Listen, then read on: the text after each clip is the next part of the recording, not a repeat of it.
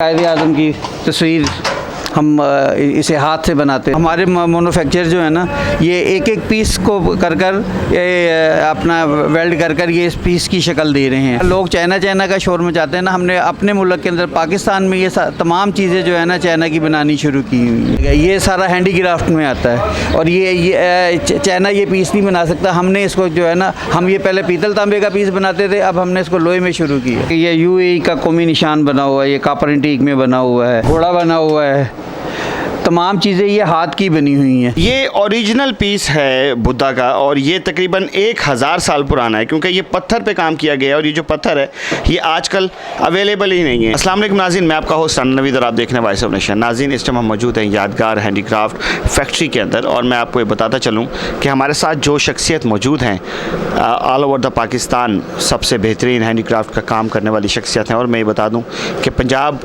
Trade handicraft group जो है उसके ये चेयरमैन हैं। सबसे बड़ा जो इनका तारुफ है वो ये है कि पाकिस्तान इस टाइम चाइना के मुकाबले में हैंडीक्राफ्ट बना रहा है, जबकि दूसरे ममालिक में हैंडीक्राफ्ट मशीन के तहत हो रहा है, मशीन के ज़रिए बनाए जा रहे हैं। बट आज भी पाकिस्तान के अंदर वो हुनरमंद मौजूद हैं, वो कारीगर मौजूद हैं कि जो हाथ की मदद से ये सब कुछ करना जानते हैं और कर रहे हैं। और इस time all over the world इनका जो माल है वो पूरी दुनिया में बिक रहा है। और अगर मैं शाहकार की बात करूं तो शाहकार हम आपको दिखाएंगे कि कैसे कैसे शाहकार इनके पास मौजूद हैं जो इन्होंने बनाए हुए हैं। इनकी ज़बानी ही कुछ चीज़ें पूछते हैं। अस्सलाम वालेकुम। वालेकुम सलाम। सर, सबसे पहले तो आपके काम की जो तारीफ़ है वो तो पूरी दुनिया के अंदर ही हो रही है। और सर जी, काम तारीफ़ तो अल्लाह की है, हमारी क्या तारीफ़ होनी है। हम बेसिकली हैंडीक्राफ्ट जो ईजाद है ना, वो इंडिया का एक शहर है मुरादाबाद। हम पहले जो हैंडीक्राफ्ट की चीज़ें बनाया करते थे वो पीतल तांबे में बनाया करते थे, चांदी में बनाते थे लोग, शौकीन जो लोग होते थे सोने में भी बनवाते थे। अब वो उसके बाद पीतल का ट्रेंड आ गया था, पीतल तांबे का आ गया था, वो हमारा आबाई काम था। अब जब इस सदी के अंदर 2017 से लेकर जब चाइना का ट्रेंड शुरू हुआ तो उनका मशीनी दौर जब शुरू हुआ तो उसके मुकाबले में हमें भी लोहे की चीज़ें और सिल्वर की चीज़ें और प्यूटर की चीज़ें बनानी पड़ी। यानी कि चाइना के अंदर जो है वो लोहे का हैंडवर्क शुरू हुआ। हाँ जी, चाइना बेसिकली आपको कॉपर ब्रास देता ही नहीं है। जो कॉपर ब्रास की चीज़ें हैं वो पाकिस्तान से भी ज़्यादा महंगी हैं। और कॉपर ब्रास की चीज़ें मैं खुद बाज़ाते पाकिस्तान सुमार इंडस्ट्री की तरफ से और अपने ट्रेड की तरफ से चाइना जाके एग्जीबिशन है ब्रास के सामान की लगाते और वहाँ से हम लोहा ख़रीद कर लाते हैं। ये देखें, ये हमारे मैन्युफैक्चर जो है ना, ये एक एक पीस को कर ये अपना वेल्ड कर ये इस पीस की शक्ल दे रहे हैं। ये हमने लोग चाइना का शोर मचाते हैं ना, हमने अपने मुल्क के अंदर पाकिस्तान में ये तमाम चीज़ें जो है ना चाइना की बनानी शुरू की हुई हैं। अल्हम्दुलिल्लाह हम किसी से पीछे नहीं हैं। हमारे वसाइल और हमारे मामलात हमारे मुल्क में ऐसे नहीं है, अदरवाइज़ हम चाइना से अच्छी चीज़ें बना सकते हैं। ये सारा हैंडीक्राफ्ट में आता है और ये चाइना ये पीस नहीं बना सकता। हमने इसको जो है ना, हम ये पहले पीतल तांबे का पीस बनाते थे, अब हमने इसको लोहे में शुरू किया। यानी कि वो तो मशीनरी के मदद से सब कुछ कर रहे हैं और आप ये सब कुछ हाथ की मदद से कर रहे हैं। पहले एक एक पीस जुड़ता है, उसके बाद इसको कलर किया जाता है, फिर भट्टी में कलर किया जाता है, फिर हाथ से इसकी डेकोरेशन निकालने के लिए एंटीक कलर, एंटीक टच दिया जाता है। यानी कि ये एंटीक टच देने के लिए इसको डबल कलर। हाँ जी, डबल कलर हो रहा है। नाज़रीन, अभी जो आपने बाहर काम होते देखा है जो हाथ की मदद से किया जा रहा है, आपने उसको सिंपल देखा था, बट वो वर्क ये है, इसमें मिरर बनाए जा रहे हैं, ये शीशे यहाँ पर लगाए जा रहे हैं और आप देख सकते हैं कि ये कितना ज़्यादा खूबसूरत काम है। और ये मशीनरी की मदद से नहीं बल्कि हाथ की मदद से ये सब कुछ किया जा रहा है। ये देखें, ये UAE का कौमी निशान बना हुआ है, ये कॉपर एंटीक में बना हुआ है। इसी तरह ये सिल्वर में घोड़ा बना हुआ है। तमाम चीज़ें ये हाथ की बनी हुई हैं। और फिर ये देखें, इसके अलावा आपको दिखाते हैं, ये देखें, ये कायदे आज़म की तस्वीर हम इसे हाथ से बनाते हैं। ये आपको जहाँ से भी मिलेगी, हमारी शील्ड में बनी हुई, हमारी बनी हुई मिलेगी आपको, और किसी के पास से नहीं मिलेगी। ये सर ये एक चीज़ है, आई थिंक ये गुलदान है, तो ये किस तरीके से क्रिएट हुआ है? ये सारा शीट को बेंड देकर ये सारा एक एक दाना आप देख रहे हैं, ये सारा हाथ से जाली कटी हुई, ये सारा हैंडवर्क है। चाइना ये हमें ये डेकोरेशन पीस हैंडवर्क में नहीं देता, हमारे जितने पीस बने हुए वो हाथ की कढ़ाई हुई है। सर अगर ये वैसे मार्केट से ख़रीदा जाए तो ये कितने का और इसकी तैयारी में कितना खर्च होता है? ये लोकल तो हम ये 4,000 रुपये का देते हैं, कारखाने का होलसेल का प्राइस है। मार्केट से आप लेंगे तो ये आपको 6-7 हज़ार रुपये का पीस मिलेगा। नाज़रीन, फैक्ट्री में उस जगह पे मौजूद हैं कि जहाँ पर 1000 साल और अगर बात करें तो 2-2 हज़ार साल पुरानी अशिया मौजूद हैं। लाइक इधर वो मूर्तियाँ भी मौजूद हैं कि जो बुद्धा कॉन्सेप्ट है, बुद्धा एक मूर्ति का नाम है और इनके मानी जो हैं हज़ारों की तादाद में दुनिया में मौजूद हैं। वो चीज़ें कि जो बहुत ज़्यादा यूनिक हैं वो इधर मौजूद हैं, जो कि इनके आबाओ अजदाद के हाथों की बनी हुई हैं। वो चीज़ जानेंगे। जी सर। जी, ये पुराना पीस हमने इसको कास्ट कर लकड़ी से कास्ट कर इसको सिल्वर में बनाया हुआ है, एंटीक पत्थर में बनाया हुआ है।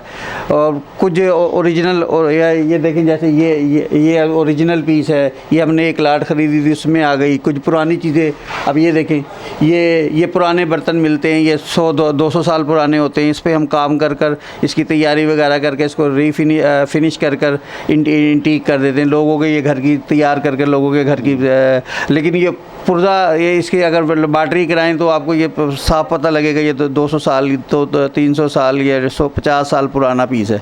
ये अब इसके कारीगर ही नहीं है इसको बनाने वाले, इसको तैयार करने वाले। नाज़रीन, एक मूर्ति जो कि ओरिजिनल बुद्धा की मूर्ति है और हम आपको वो दिखाएंगे कि ये देखें, ये ओरिजिनल पीस है बुद्धा का और ये तकरीबन 1000 साल पुराना है, क्योंकि ये पत्थर पे काम किया गया है और ये जो पत्थर है ये आजकल अवेलेबल ही नहीं है, ये पत्थर मिलता ही नहीं है। इसकी ये काफ़ी सिल्वर में हमने बनाई हुई है।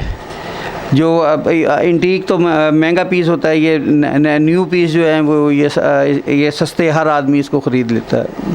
ठीक है।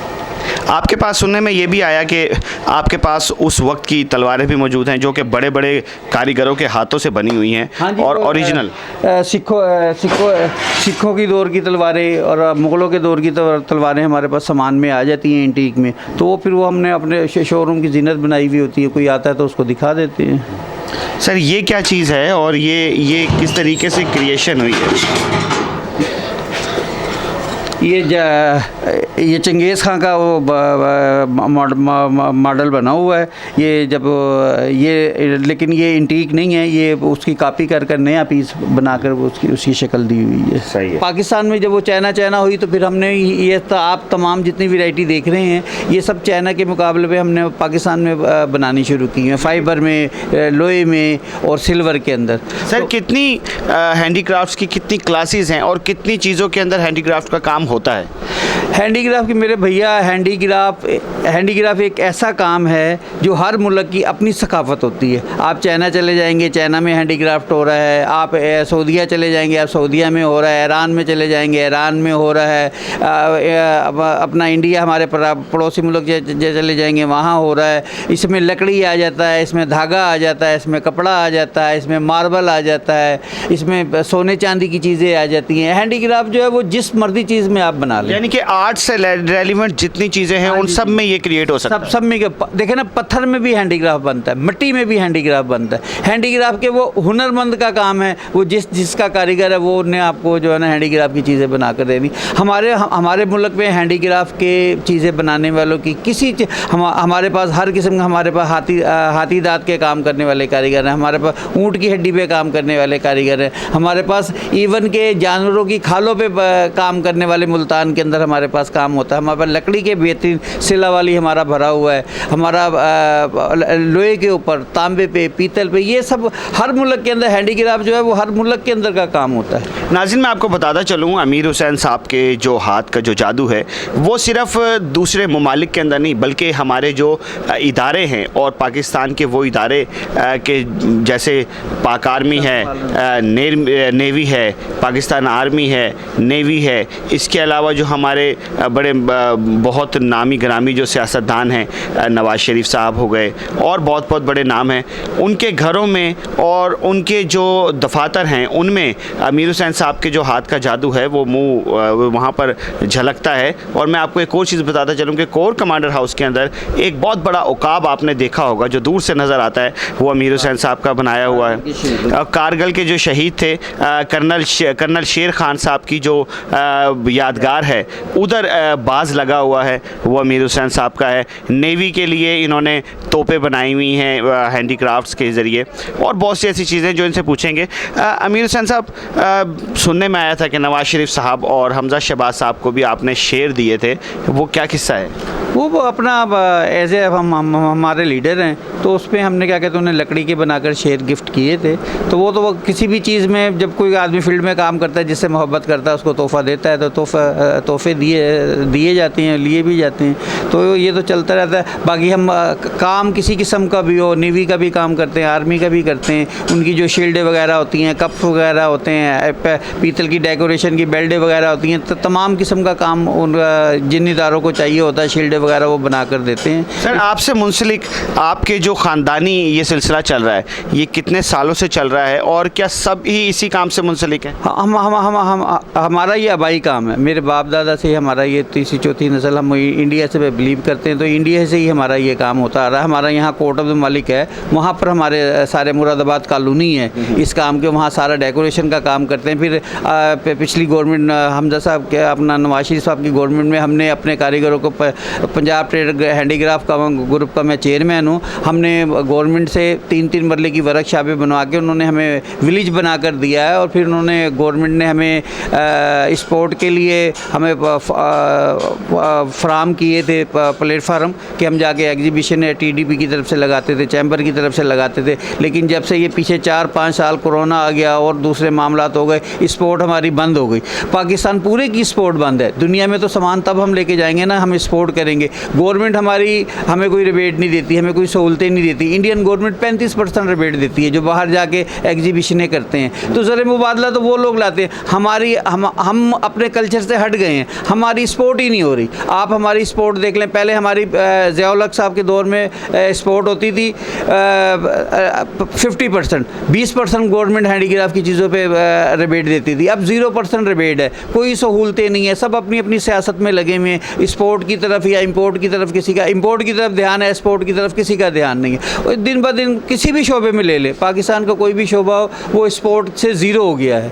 जब हम बाहर अपनी कोई चीज़ अपने मुल्क से बना कर ही नहीं भेजेंगे तो हम वहाँ से ज़र मुबादला क्या लाएंगे? चंद लोग हैं जो डेलीगेशन वगैरह जाते हैं या कोई अपने सोर्सेज पे जिनके शोरूम वगैरह वो सामान ले जाते हैं, वो अपनी मर्ज़ी से बेचते हैं। अदरवाइज़ पाकिस्तान से बाहर जाके पाकिस्तान की चीज़ों की जो बहुत अहमियत है, हाथ की बनी हुई चीज़ें पूरी दुनिया में पाकिस्तान की पसंद की जाती हैं। मिडल ईस्ट के हो, चाइना हो, हम अब यहाँ से पाकिस्तान से हैंडीक्राफ्ट सारा चाइना जाकर बेचते रहे हैं। हर साल एग्जीबिशनें करते थे। अब ये कोरोना की वजह से अभी तक रास्ते बंद हैं, अब वो तो पूरी दुनिया में ही बंद है, कर ही नहीं रहे। तो उससे भी बड़ा फ़र्क हमारे ज़र मुबादला का पड़ा है कि पाकिस्तान से लोग बाहर नहीं जा रहे, सामान नहीं एक्सपोर्ट हो रहा, तो डॉलर कहाँ से आएंगे? तो गवर्नमेंट इन चीज़ों पर तवज्जो दे तो लोग जाकर अपनी चीज़ें बाहर बेचें, इन्हें कोई सहूलतें दें तो डॉलर भी आ सकते हैं। हैंडीक्राफ्ट की जो कोई भी चीज़ होती है ना, वो एक आदमी के हाथ से तैयार नहीं होती।